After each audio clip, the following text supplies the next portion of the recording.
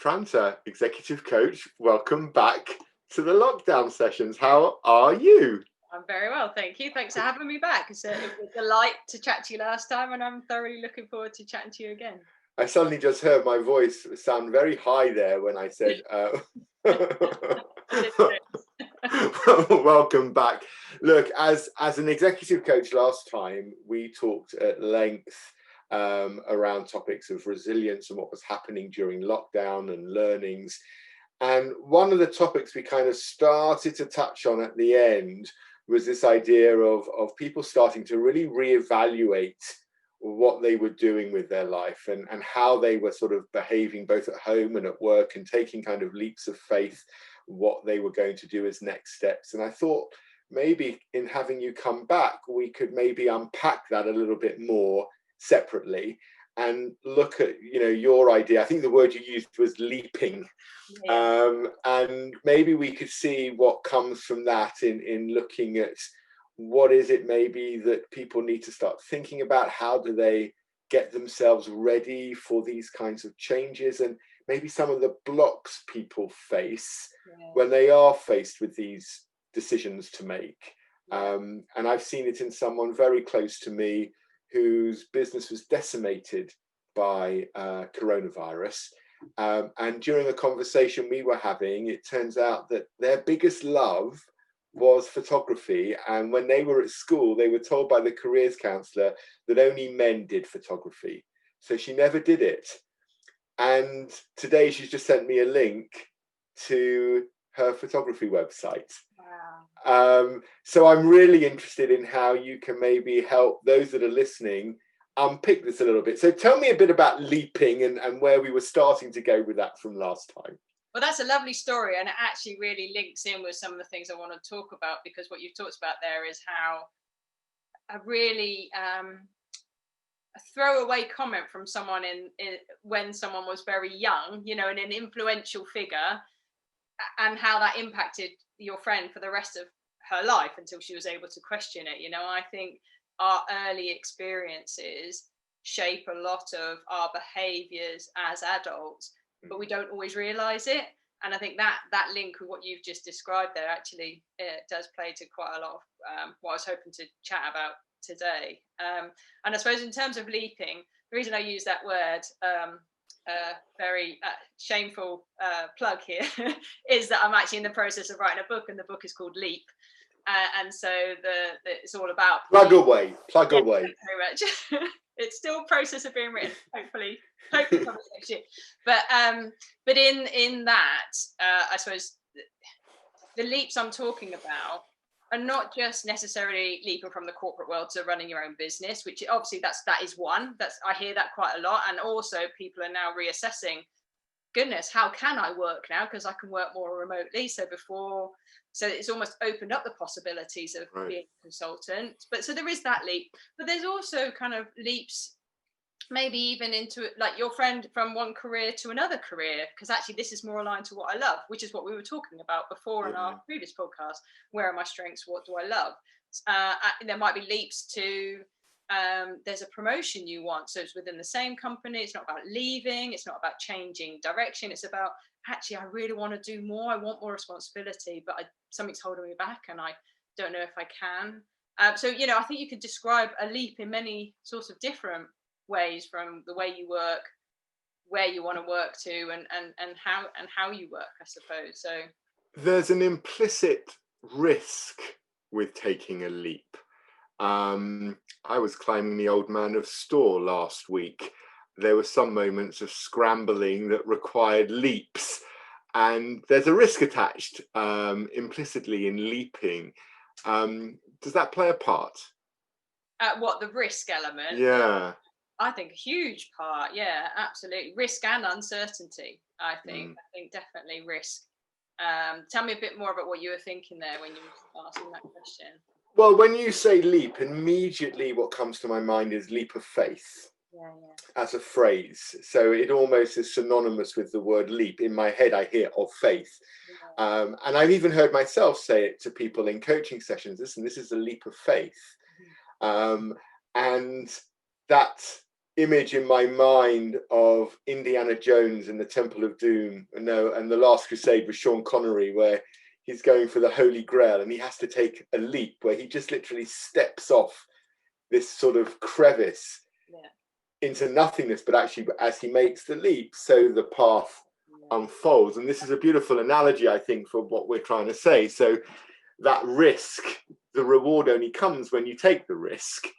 I wonder how many people during lockdown have been playing with this, what I'm doing isn't enough, and they need to process that bit first before they even get to the point of taking a leap. And I think, but I guess that leap of faith, like I was saying, the leap, because it is uncertain, so therefore it's like, how do you deal with uncertainty? How do you make sense of that in your mind to then figure out, okay, I can do this? Because quite often we sit with concepts floating around in our head, but never really sit down and do productive thinking about it. We just kind of think, oh, I really want to do that, but immediately I can't. What if I fail? I can't because I'm going to have to take a pay cut. I can't because, and it sort of stays as a concept and probably backed up by an emotion because it's uncertain. So we get fear. So we're fear of it because we don't know. And then you almost just don't take any action because you can't get past that concept, or that can't get past that emotion. And one of the things I often say to people or coach people around when they're going, I don't know what I want to do, or I know what I want to do, but there's no way I can do it. I'd always kind of challenge them and go, how much productive thinking time have you set to this? How much have you sat down and really got a little, a bit of paper out and written down, how are you going to do this? What are the pluses and minuses? A lot of the times, some of the practical fears that I come across are, I won't be able to pay the mortgage if I take this leap, or I'll have to take a pay cut. And there's a big assumptions there. I'm like, okay, well, let's break this, practically speaking, let's just break this down then, actually. So how much do you need to earn a month, and actually, have you worked out how many clients or how much you need to be earning, or have you actually broken it down, or has it just stayed as a concept in your head because you made the assumption that to run my own business I'm going to be earning less than I'm on now? Is that it? Sometimes it's just a practical, how much productive. I don't know if that's where you were going with your question, but for me there's something about that. Take it out of your head and allow yourself. We talked about permission quite a lot last time. I found the word coming up again then, permission, and just prioritizing, sitting down and thinking it through, because sometimes that's all you need to start going, oh, I can see how this could be real now. Oh, well, that's the problem, isn't it, for so many? I think that worry takes over, and worry feels like you're thinking about it, but actually what you're doing is you're just leaking energy in the most negative way possible. You're not, I think the phrase you use is, productive thinking time. Most people don't sit down and challenge their thoughts in that way. And maybe I'm picking that up from what you're saying, that we need to challenge our thoughts. We tell ourselves a story that maybe we've told ourselves for 25 years, and actually that story's not true. But sometimes we're not aware. You talk about that, we need to challenge our thoughts. I think it takes sometimes a slower pace or a heightened awareness that those thoughts are there. And first of all, sometimes we don't even realize we have a voice in our head speaking to us, but sometimes we don't. But then if you scratch a little bit deeper, we don't often realize that there's something deeper than that that's creating that voice. And I'll just give you a slight example what I mean by that. It's sort of related, because at first glance you're just going, oh, it's just someone with a bit of anxiety and worry, but actually when you scratch a bit deeper, it's quite interesting where that worry comes from. So a performance investment, sports and performance investment director, is considering going into some consulting, works for a corporate company at the moment, is considering to go into consulting. So I'm sort of working with him on that and a few other things. And he talked about some anxiety that he started to feel on a call with someone, because he was designing something that needed to go out. And this person questioned one of his suggestions. And he said, Steph, I'd really like to work with you on my anxiety, because I still get this anxiety when someone questions me like this. So we talked a little bit more about that. So tell me about what thoughts go through your mind when that happens, and where that leads you. And actually unpicking it more and more and more, what we realized was he has this deep-seated core belief that he's not good enough. He hasn't thought about something enough. And when you look at his background, talk about childhood influences, he grew up with parents who were massive academics, so complete academics to an extent, someone who's sort of striving for an academic career and continuously getting qualifications has probably already got an inbuilt belief they're not good enough. They don't know. They need to know more. There's more to know. I'm never going to know everything, and I need to know everything because. So he's got that, but also then he didn't go on to a very high level of academics. He dropped out. So he's got that as well. And actually what we realized was this core belief was creating that anxiety, but he didn't realize it was creating the anxiety. It was just, he thought it was more, I care about what these other people think. But actually it was more that he was thinking, I have this core belief that I'm not good enough. And this person has just proved that evidence. There you go. I'm not good enough. I don't know enough. So I think there's something in how we interpret our surface anxiety around our fears, and what goes on, but actually what goes on underneath. I don't know if that makes sense. I'm trying to read. Yeah, but tell me more about core beliefs, because obviously everyone has them. Yeah. They've got to come from somewhere. We carry them with us. Yeah. How do they manifest? What do they look like? How can we start to recognize them? Maybe that's the second question. Yeah, I think so. First of all, don't. I think I used this phrase before, but don't beat yourself up if you go, I don't know what my core beliefs are. I don't even know what you're talking about, because I think they're so deep-seated and they drive our behavior below our conscious awareness. We don't know they're there until you start unpicking and talking about some of this stuff. And core beliefs tend to be the things we believe about either ourselves, either the people, or the world around us, in terms of how we believe things are. And that's shaped really early on in our childhoods, and it's shaped by our primary caregivers or the people who are around us. And there's a whole load of research, and I won't go into the details of it, but they've sort of highlighted, it's often used in cognitive behavior therapy, CBT, where you talk about analyzing your thoughts. You can analyze them at a surface level, but you can go deeper and deeper and deeper and go, well, that thought came from this belief. But the beliefs, that the common core beliefs, particularly related to stop people leaping, tend to be, what I hear clients say is, I'm not good enough, I'm not credible enough, I'm worried I'm not experienced enough, I'm not lovable, people are not likable. But the core one, I think, is about not being good enough. Psychologists sort of call it worthiness, but I think we know it more about I'm stupid or I'm not good enough. And so that can often come out. And I think the way we're not often aware of it, and I think it takes some real close observation and analysis, probably supported by a coach or someone, to kind of unpick that.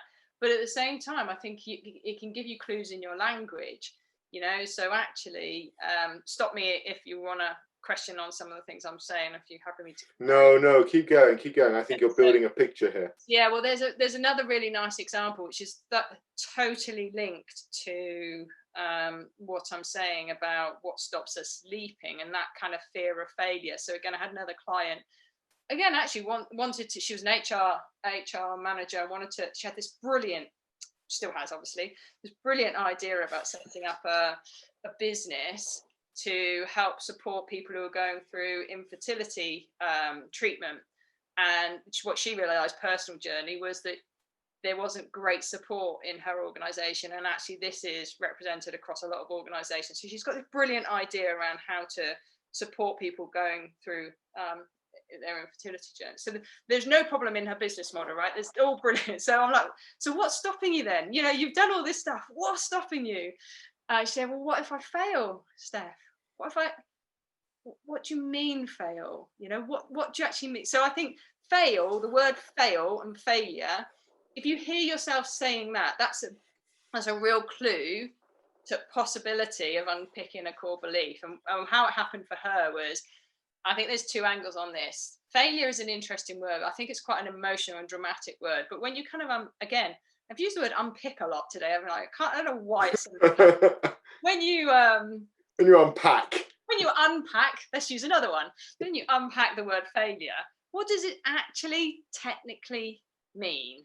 You know, what does it mean? You know, because you know, when you're saying failure, what are you picturing in your head? Because actually, when you look at it, if I fail, that failure sort of suggests a finite opportunity. That you've got one opportunity to try something, and then if you don't achieve it, then that's it. You can't ever try it again. You know, there's not many situations in life where you can never try again. You know, if I'm an Olympian and I want to run 100 meters in under 5 seconds, and I can only do it at the next Olympics because after that I'm too old. And if I then run it in 6 seconds, okay, you failed, right? Because you set a very specific time bound, finite goal. But in most cases in life, we don't have that. There are always opportunities to do more. So I think there's something about really unpacking that word failure. And what I said to her was, tell me about what you mean by failure. Tell me about what you mean by, what are you picturing happening? And she says, well, you know, people will think it's not very interesting. It won't go down well. It won't work. People won't like it, and people think I'm stupid. Okay, so what people are you thinking about who are thinking you're stupid? Who are you picturing? Because again, it's about, we often, from our childhood, we've got a person in our heads telling us something. So sometimes it is a person. Well, my dad will think I'm stupid. Or my sister will think I'm stupid because maybe they've said something in the past or something. But she said, no, I'm not picturing anybody. I just a really interesting point. I'm not, why am I saying people will think I'm stupid? Right. Yeah, because I can't think of anybody. There's no one. Now, of course, I've done some previous coaching with her, so I know a little bit more about her. And I'd had this hunch, as I said, do you think if it doesn't work out, it's more that you're concerned that will prove a belief you already have about yourself? And I think what your belief is that you believe you're stupid. And she's like, yeah, I think that's right, actually. I think something not working out will then provide evidence to back up my belief that I'm stupid. So therefore, I don't even want to try. Does that make sense? That's kind of... Well, let me check. If I'm hearing you right, what some of us do is we project our belief system onto other people to make it real. Say some more. So I believe I'm stupid. So my fear is that people will think I'm stupid. Yes. So I'm projecting my fear, yeah, my belief onto others by not even being able to own it. Because actually the real statement is, I think I'm stupid. Yes. And if I fail, I'm going to prove it. Yes. Yeah. Which Absolutely. Is a very powerful statement to make.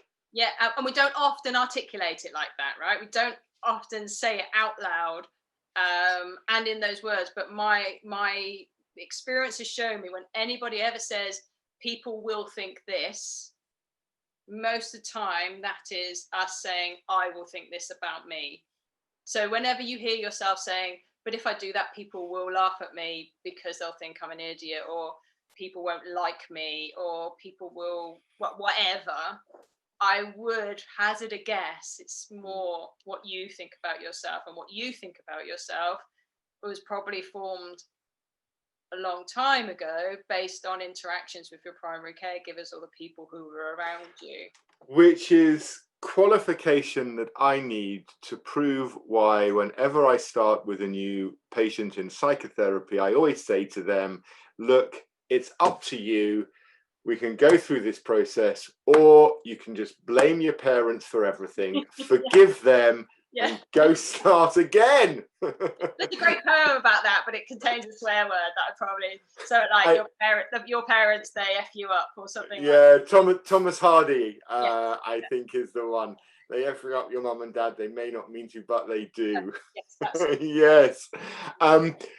So these beliefs, these things that stop us, clearly they're formed young. It comes from parents, grandparents, teachers, siblings, etc.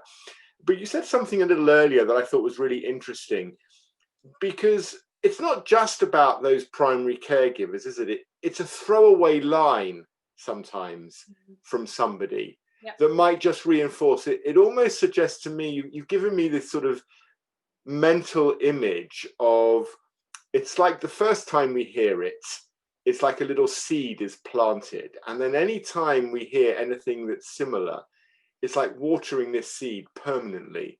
So then you spend 30 years watering a seed in your head, and you've got something that's taken root. So how do you cut those roots? Because once it's got roots, I mean, I've tried to move a tree from my garden and the stump's still there, Steph. I mean, the tree's gone, but the stump and the roots, they can't be moved. Yeah, and I don't say it's easy, and I don't think it's done. I rarely think it's done in a really short space of time, in one conversation and one snapshot move. I think the first point around what interesting what you've just said there is actually then you hear things throughout the rest of your life that keeps cementing it and keeps building those roots.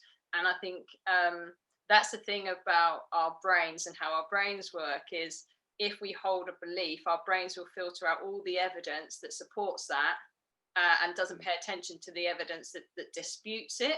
So there's because it's the way, it's more energy efficient way to manage things. So our brain is sort of against us a little bit in that sense. So I think it's a little bit about raising your conscious awareness of that belief as a primary thing, which then means that you need to be aware of the thoughts you're having, right? So I think there's something about being aware of the thoughts you're having and being aware that this is something maybe that's driving you.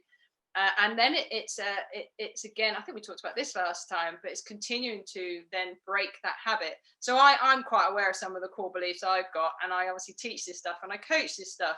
But I know when I get emotionally triggered, and I find myself getting upset or worried about a person or a situation, I often hear myself saying, "Oh, they haven't contacted me because I'm just not important enough to them."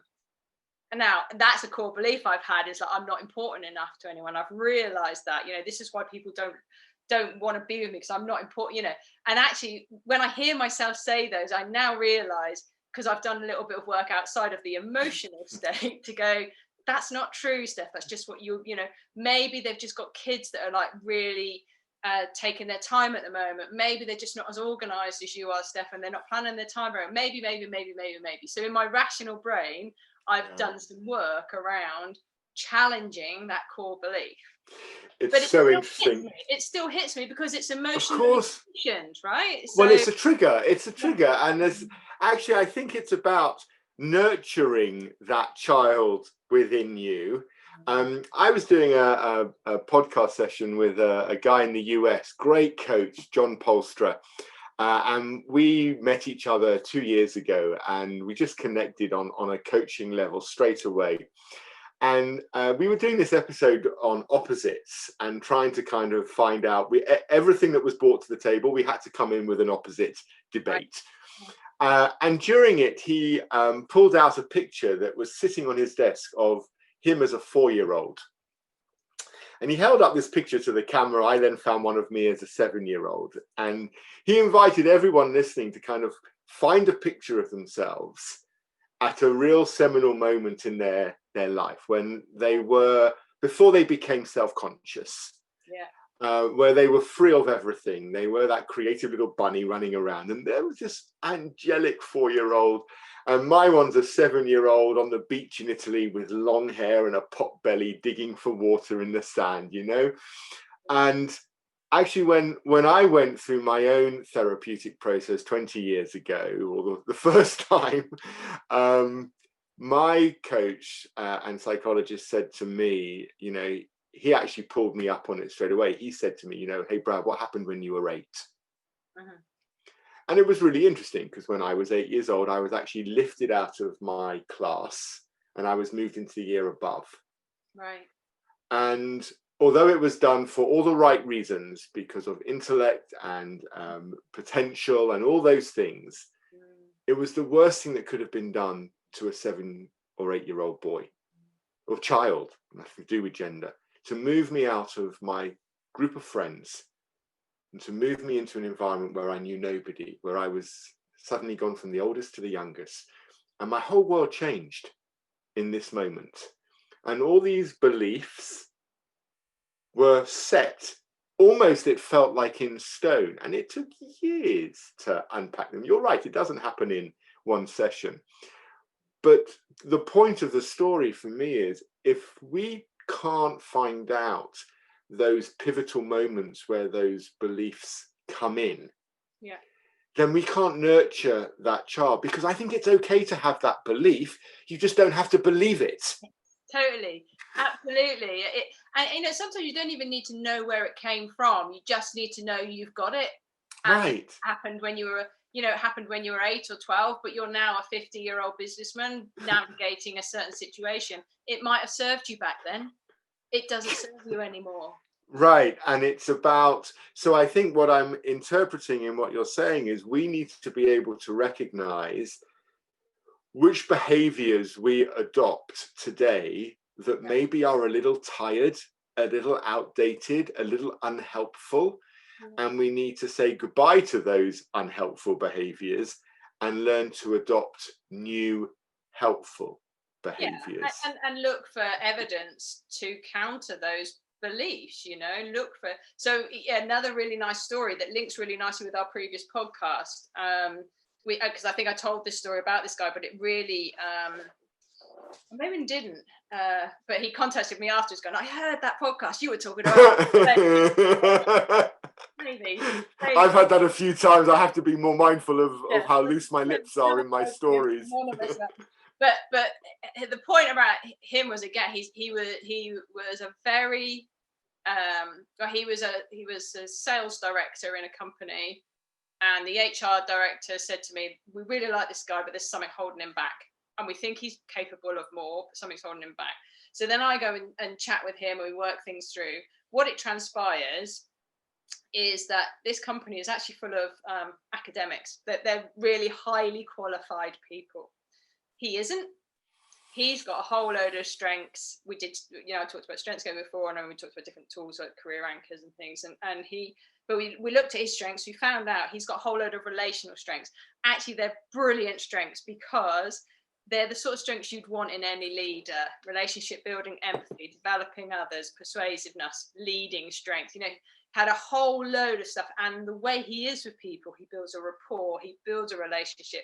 The relationship we had developed really quickly from the word go.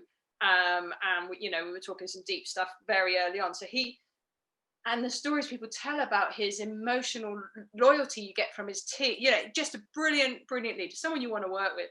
But he didn't think he was, because he's surrounded by all these academics. You unpick, though, again, you go back to his childhood, he did really rubbish at school. So his entire life, and I think someone in his class, and I've heard this a number of times, and I could slap teachers who say this to kids, you'll never amount to anything.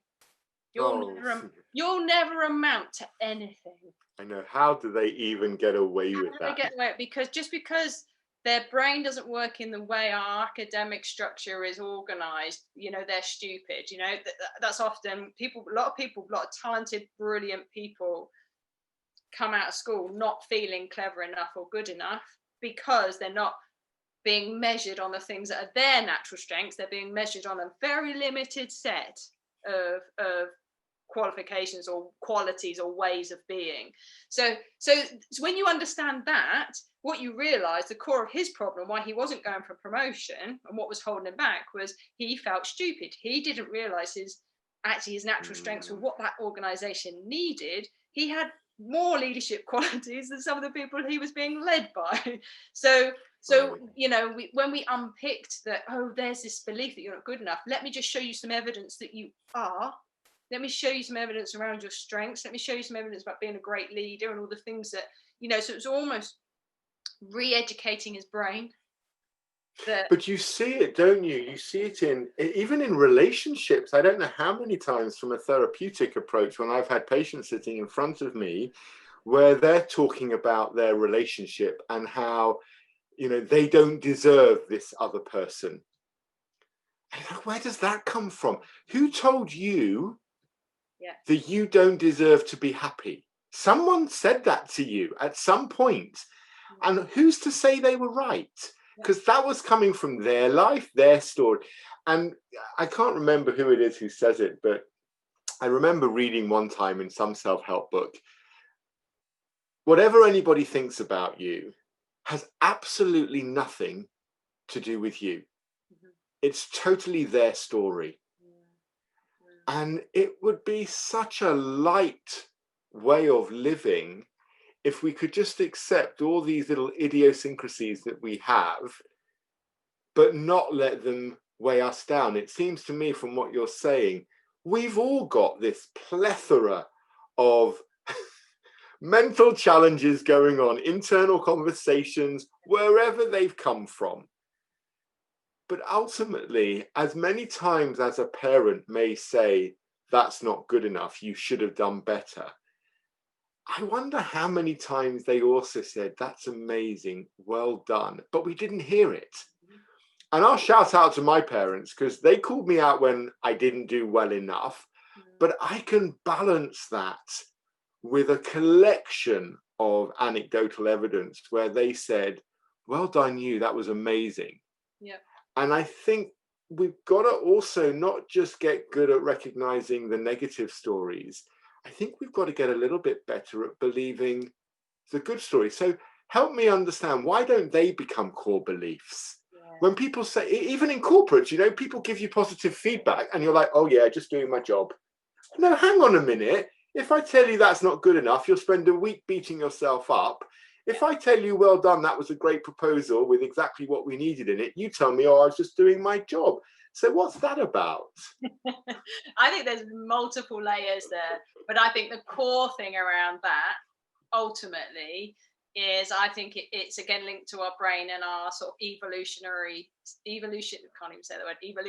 survival, in that our brain is kind of wired, for want of a better word, to spot the negative and to react more to the negative, because that in our past saved us. It was better to remember the one path with the poisonous snake on than the 9 that didn't have the poisonous snake on, because it helped our survival. So we know to avoid that one, so that sticks in our mind. So I can't remember the name of the study, but there is a famous study. It begins with an L, and if I remember it, maybe we can post it after this.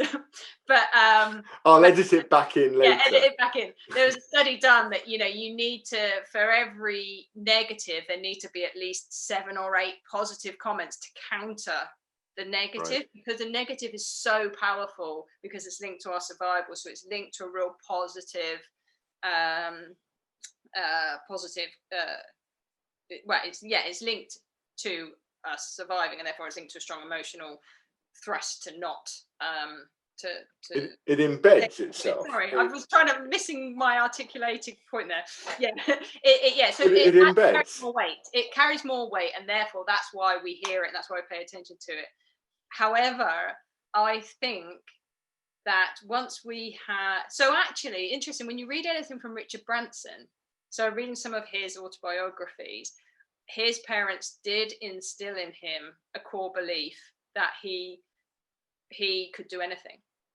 So, he said, I do know my parents. He talks of this story where now parents may gasp at this, and I may not replay it completely accurately, but when he was quite a young child, his mum drops him off quite far from home, and he had to find his way back to the house. And he did that. So they did something in terms of teaching him to back himself, both in practical actions, but also in what they told him.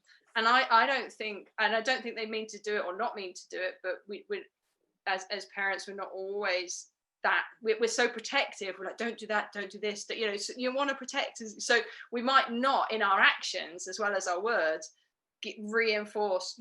Backing yourself. Back yourself. No, I saw it with a friend just in the summer, just gone, when we were allowed out walking again.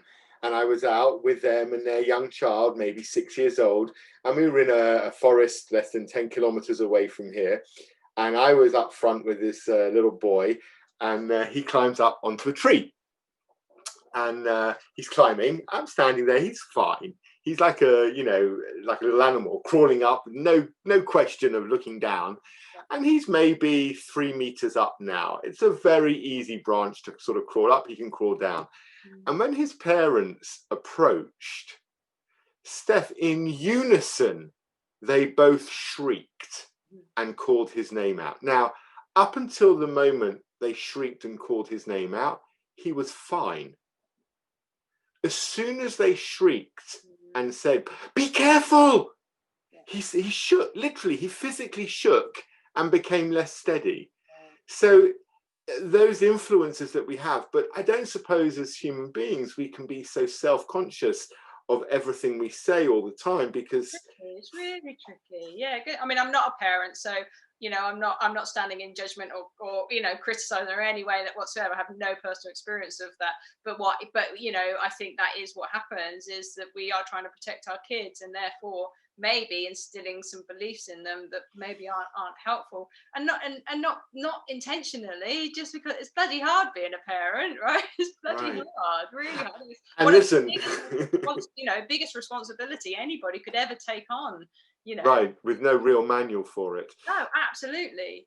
But just in terms of answering your point around why do the positive stuff not become core beliefs, or why later do we not pay attention to the 9 bits of brilliant feedback? I also think there's something about we don't believe it. No, I completely hear you. But that comes from the core belief, because earlier on we were told we're not good enough.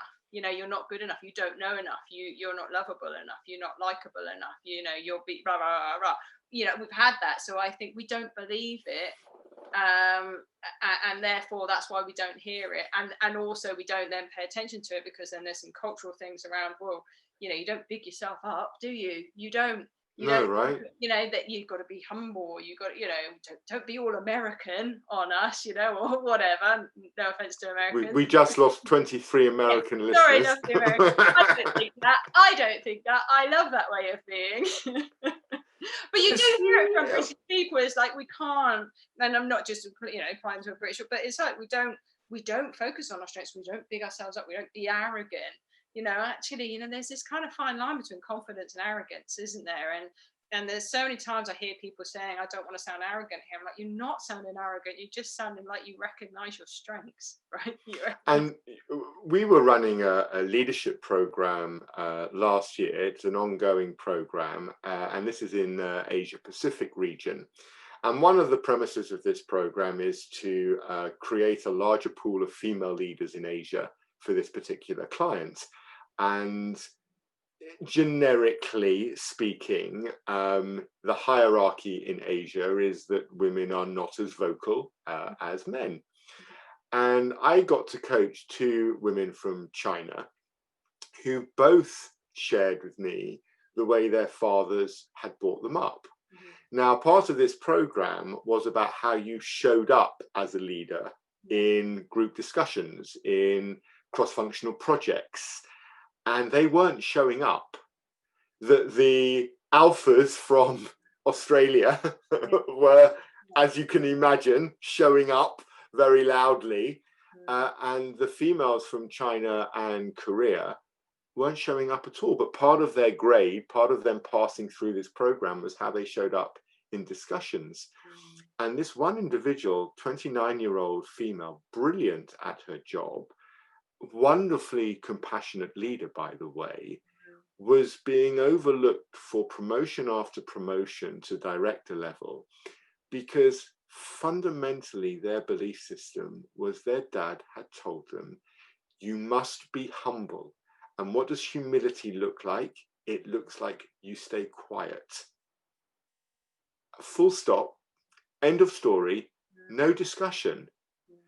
And even over a year of coaching, this individual struggled, even though they could see it, to speak up, because it felt like disrespecting her father and generations of teachings.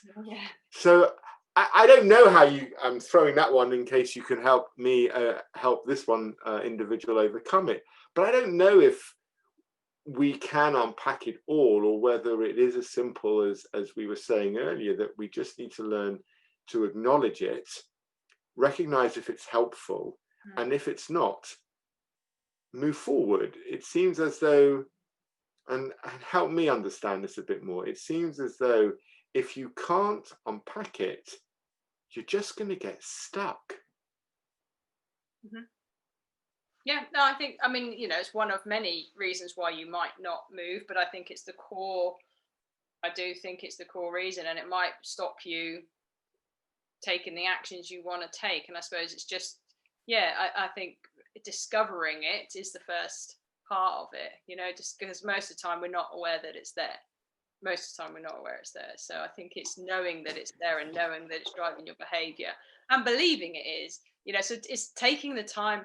Not many of us take the time out to do this kind of self-reflection, is it? Do we? So I think there is something about just, yeah, bringing it to our awareness. And I suppose with the lady you're coaching in China, I mean, that's,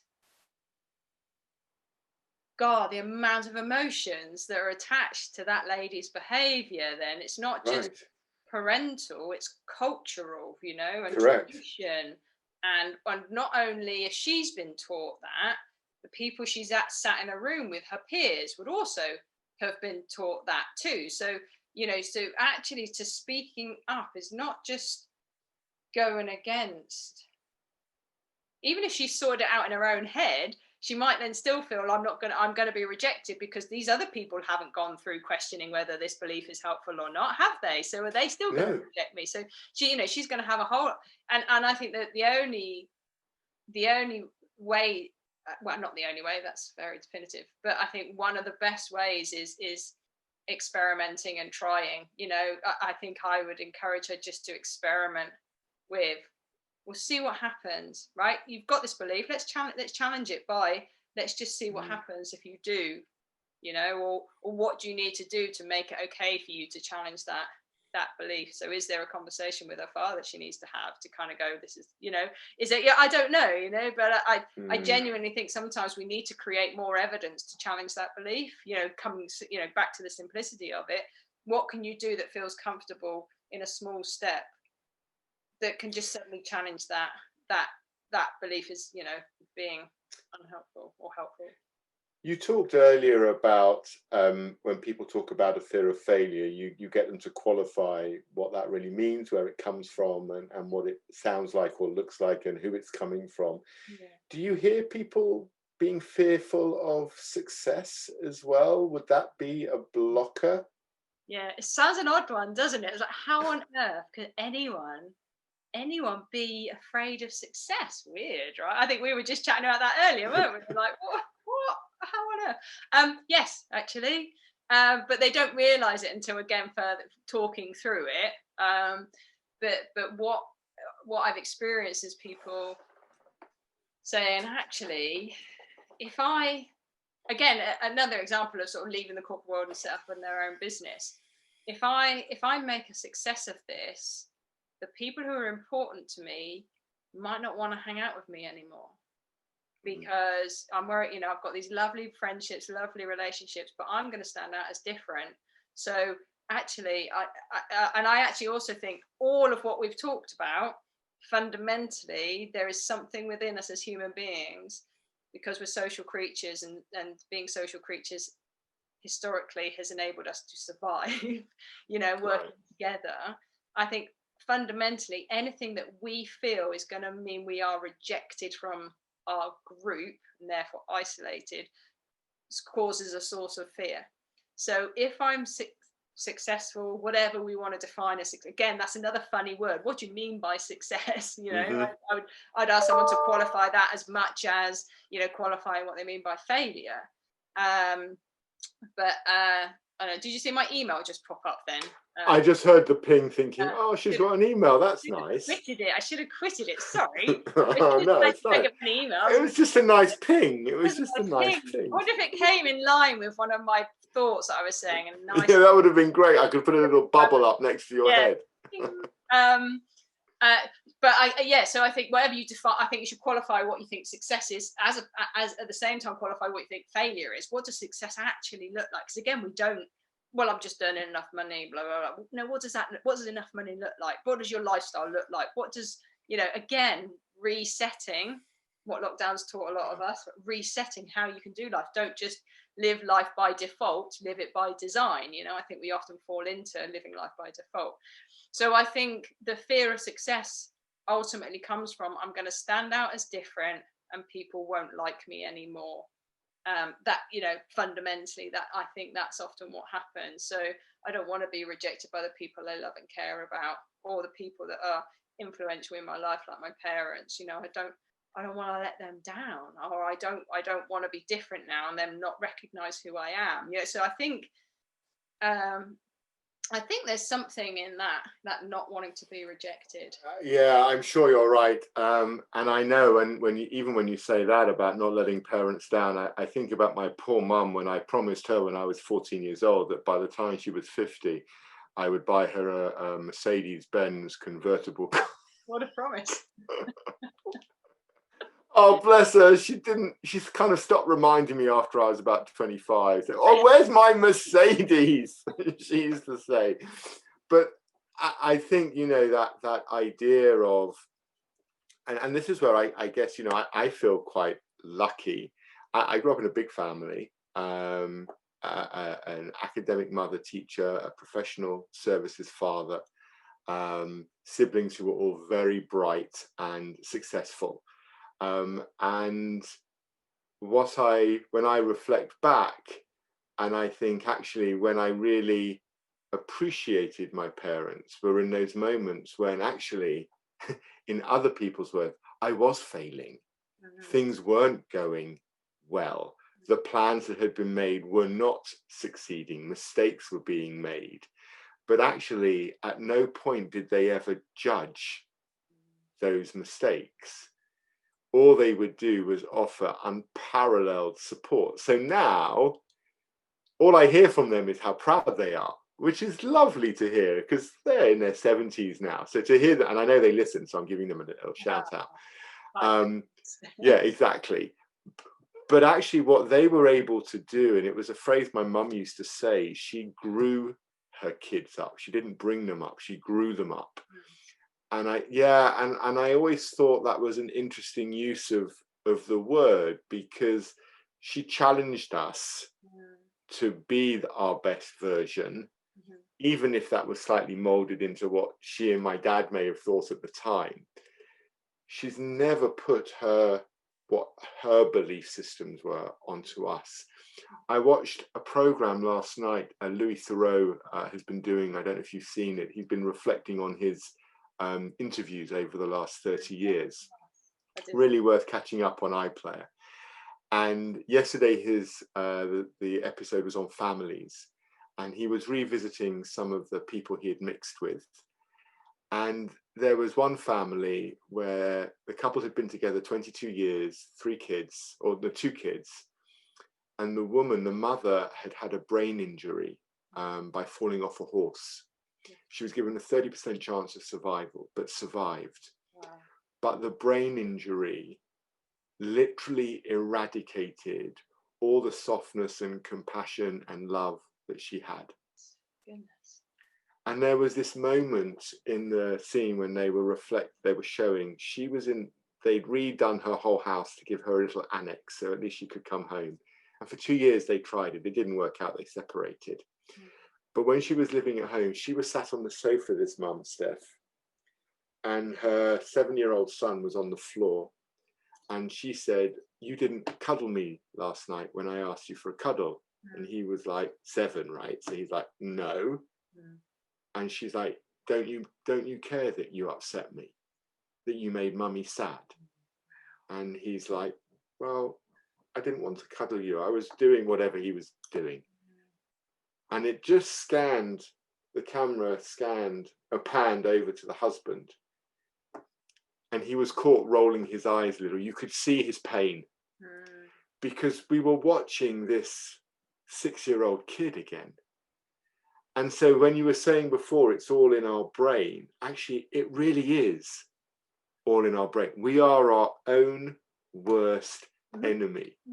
So when you talk about leap and fear of failure and fear of success and these core beliefs, what I'm left thinking is, can we rewire our brain? I kind of feel I know the answer because of the work I do, but I want to hear it from you. How do we rewire? Not can we, because I know the answer. How do we rewire the brain? Because it's all up in the 6 inches above our necks that the problems are caused. Well, apparently there's some grey matter in our guts as well, they found. So maybe. Oh, cool. Okay, good. I'm happy with that. That's as much as I know. Don't take me as an expert. Really interesting story, and I'm conscious of time because there's probably many things we could talk about in that story you just described there, and I thought it was a really nice summary you gave at the end around it's all in our head. You know, the 2 key things for me stood out from that story, and I'll answer your question in a second. It's related. You used the word judgment. So your mum didn't put any judgment from what your experience was, and I think judgment again is a brain thing that we do because it's energy efficient, because we want to judge something as good or bad because it's going to help or not help our survival. It's really unhelpful for us though, because we put judgments on everything and on ourselves. That's good, that's bad. Is it? Who says? Why? You know, I think there's something about being aware of judgment and then the emotion that brings about. So guilt, shame, sadness, anger, you know, that we judge a lot. And I think if we could do a whole podcast actually on tackling judgment and questioning judgment. Yeah, I've just scribbled a note, judgment, episode 3. Yeah. So I do think judgment, being aware of the judge, you know, whether you're judging as something as good or bad. I can't remember where this story came from, but someone was relaying something about parenting. Oh God, I wish I could remember it. I've got a terrible memory for who's and what's, but the story's great. Talked about. Tell the story. The story's great because it's about a child coming home from school having done a painting. In one version, it shows the painting to the parent. The parent goes, "That's amazing," whether it is or not. "That's amazing. I'm so proud of you. I love you. Well done." Hug. The second version of it is child comes home, painting, shows to mum, dad. Just put the painting down a second. Whatever the child's name, Brad. "I love you. I'm proud of you. I think you're amazing. Let's have a hug." Right, let's have a look at your painting. So what I liked about that is I don't care what you do, how you do it, who you are is who I love. You know, there's something about judgment in that, about good and bad, you know, and about who you are versus what you do. I think there's a real thing there. Well, that relates back to when I was studying in Jung's shadow and how if you're lucky enough to have 2 parents at home, bringing you up, you have Jung's shadow. You know, I saw the stories unfold with, you know, my own friends. They take, I don't know, mum takes kid to the library to play on a Tuesday, and kid takes toy along and says to mum, "Hey mum, Barry wants to play with, you know, my Action Man or my Barbie." And mum's like, "Yes, go and play with Barry. That sounds fabulous. What a lovely thing to do." And next week mum can't go, so dad takes son along to play group, and he takes Action Man and Barbie along and says, "Oh, Barry wants to play with my Action Man and Barbie." And dad goes, "Well, you just be careful. Because if you go and play with Barry and Barry breaks it, I'm telling you this right now, you're not getting another one. Because, you know, you can't trust anyone." And, you know, you can't trust anyone. Look at that belief. Right? Yeah, straight in there. You can't trust anybody. That'll stick with him. Yeah. He's 3 years old and he's gone to, you know, play group at the library. Yeah. And his dad didn't mean it in that moment. Yeah. So this thing about rewiring and coming back to that, I love what you're saying about judgment, because I've experienced it myself, and I know that when I'm judgmental, I do it vocally out loud to myself with humor, because I know I'm doing it so I can stop myself. We are historically judgmental as a race, because, as you say, it helps us choose paths to take. But that rewiring bit, do we have to just literally get rid of all judgment? Because I don't know if I can live like a Buddha all my life. Yeah. I think there's more to say. I think there's judgment that helps, but there's judgment in terms of, is this good? You know, is this the right thing to do? Is this the wrong thing to do? You know, there's a helpful judgment, right? Do I analyze this and take that course or that? You know, judgment is helpful, but it's judgment when something is good or bad. And do you know what? We will always have judgment because we're human beings, but it's knowing whether it's helping us or not at this particular moment. Again, I'm going to bang on about the same thing and be really repetitive, but I think it's about just being conscious it's there and questioning it and knowing it's there. So that woman you talked about, sad story of having a brain injury that then lost part of her personality. But interestingly, you see that in a lot of people anyway, you know, that kind of, why didn't you come and, even in relationships, why didn't you come and kiss me when you came home from work? Do you not love me anymore? Am I not lovable? Am I, you know, that was her self-talk, wasn't it? Yeah. Why do you not love mummy? Do you not know what you're, you know? So this is, yeah, actually that's coming from a core belief in her that she doesn't feel lovable, probably. Yeah. You know, and therefore she's looking for evidence and then blaming the child for, you've upset me, you know, because you're now proving, I'm now upset because you're proving I'm not lovable because you don't want to cuddle me, right? So, you know, so I think there's something about just self-observing to begin with and not judging yourself around whether you were shit at it or not. You know, I think there is, you know, just being aware, raising your awareness of, when am I judging? Am I good or bad? Is this person good or bad? Raising your awareness of that. Raising your awareness of the things that are driving your behavior, some of the thoughts that you're having. You know, if you want to go deeper without the help of a coach or a therapist or whatever, or even a really skilled friend, a question to ask yourself is, you know, if that happens, what does that say about me then? And listen to your answer. Because quite often this stuff happens, but we don't know it's happening. So it's like, right, the questions, how, you know, if that happens, what does that say about me? If they laugh at me, what does that say about you? What does, you know, that, those kind of things that can help. And I suppose in terms of rewiring, why judgment thing is quite helpful in this is, I think as adults, and maybe there's the core belief here as well, that drives people behavior. But if I don't get it right first time, then there's no point. I obviously can't do it. You know, I have amount of times I hear people say, I've tried meditation and mindfulness, doesn't work for me. How much have you tried it? Did it once, couldn't switch my mind off. Right, okay. Have you tried doing it more than once? You know, so there's almost something, if it doesn't work straight away. Well, that's like taking one driving lesson and think you can pass your test, right? Or... Well, you know, our adult brains seem to say, well, if I can't get it straight away the first time I do it, that means I'm crap at it and I'm never going to try again. So I do think when you're rewiring works, and you've got, I think, do you know what, Brad? I think it comes down to the belief is, do I believe my brain can be rewired? Quite often it's down to, do I believe I can change? Because I don't know if you find this, I find this a lot, going, well, that's just the way I am, I'm never going to change. No, I hear that the way he is, I'm never going to change. I'm comfortable with who I am. I'm comfortable with who I am. I've accepted where I'm crap and my weaknesses. I don't want, you know, and actually I think there's a little bit of challenge there around, do you actually believe you can change and do you want to change? Before, for me it's the second. Do you want to? Yeah, do you want to? But I do think there is something where people don't believe, you know, you have this, if you've seen any of Carol Dweck's stuff around mindset, you know, growth mindset, which I'm sure you have, you know, there's this, how do you believe that we are in terms of our intelligence? Do you think that's fixed, or do you think it's changeable and malleable and it can grow? And the same about us as personalities, is that fixed, or can it grow, or can, you know, not in, yeah, just everything is your whole belief system that I am who I am and I can't change.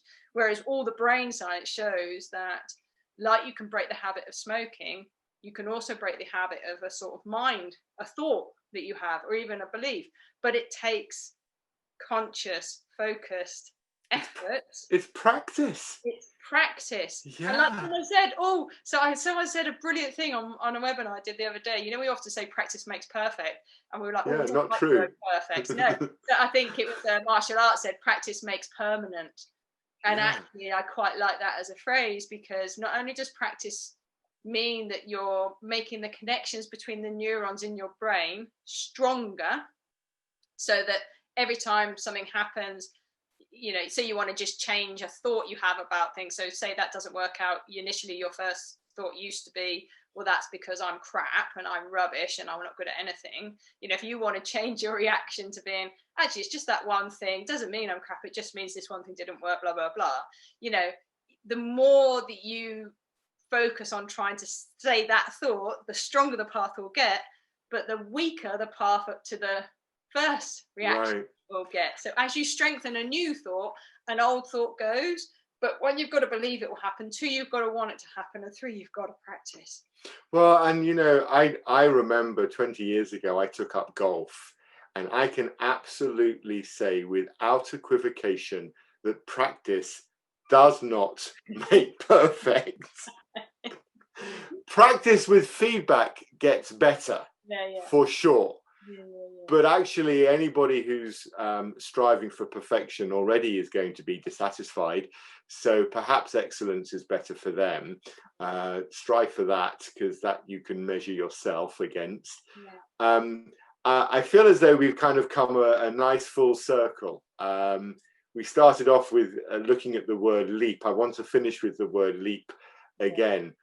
For people listening who are thinking to themselves, I'd really like to unpick and unpack these core beliefs. What's the leap that they have to make? What's the first leap? Because I sense there are a number of leaps along the way to rewire and reassess that awareness that you talk about. So as a final thought, what's your kind of recommendation for like preparing to take that leap? To address these core beliefs or sort of find out what they are. Well, one shameless plug is I'm actually working on a tool to help people identify what their core beliefs are. It's as if I knew that. You didn't know, did you? Which is quite exciting. That's still early days. But I think there's enough there to help people answer a few questions and kind of get to maybe a core belief. That's hopefully next year we'll come out with a book. Are you writing a book? Yeah, I'm writing a book. Yeah, it's called Leap. Love it. How to be more you and find a career you love, just as the subtitle. The subtitle. Yeah. But I suppose do you know what? If there's one small action to begin the journey, which doesn't feel too much of a leap of faith, but it does take an element of focus, I would get really observant about the words you use and look out for when you say, when you think about what's stopping me take this leap, look at the words you use. People will think this about me if it goes wrong, or what if I fail? Those are real clues as to, you know, what you might think about yourself. So, you know, I think it's about being a conscious observer of your thoughts. I love that. Auditing your language and your thoughts. To give a deeper insight. Just watching for the next couple of weeks. Just watch when you react to things. If you have an emotional reaction, when you get angry or sad, watch your thoughts. You know, because I think, like I told you about the story at the beginning that seemed completely unrelated. He was getting anxious about what someone was thinking about. Actually, it totally all the way tracks back to a core belief, but it starts with being observant, conscious observer of your thoughts. And of course, I'm thinking now of my maths teacher who, when I was 14, told me that I was no good at maths, and I never would be. He was right. It turns out I wasn't any good at maths. So some statements might actually be true because a lack of skill gets in the way, but that's about sort of tactical stuff. When it's about us, when it's about us as people, what I've really understood so much better today in listening to you is that we've got a choice, and actually it's a hard choice. We have to choose whether or not we want to believe the story we've been telling ourselves and qualifying on a daily basis for years, or whether we want a new story. And if we want a new story, we have to put some effort into writing it. Totally. Lovely summary. Lovely summary. Yeah. Steph Transer, executive coach extraordinaire, I think. Oh, bless you. That was brilliant. And of course, as an additional edit, I'm going to say, please come back again very soon, and we'll tackle judgment part 3. All right, you're on. Love it. Look after those chickens. Oh yeah, thanks. I will do. Thanks, Steph. Thank you. Bye.